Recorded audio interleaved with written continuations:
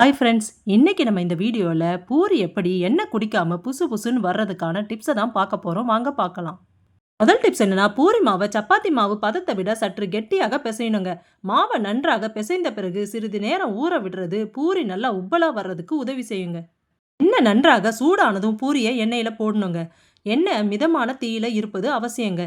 எண்ணெய் மிகவும் சூடாக இருந்தா பூரி கருகி விடுங்க. எண்ணெய் சூடாக இல்லை என்றாலும் பூரி உப்பாதுங்க.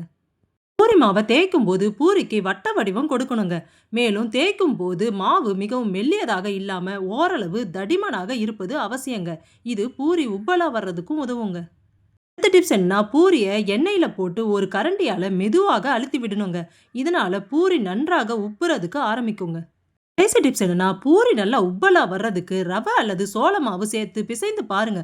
பூரி இன்னும் சாஃப்டா உப்பலா வருங்க. இந்த வீடியோ உங்களுக்கு பிடிச்சிருந்தா மறக்காம சப்ஸ்கிரைப் பண்ணுங்க. தேங்க்யூ.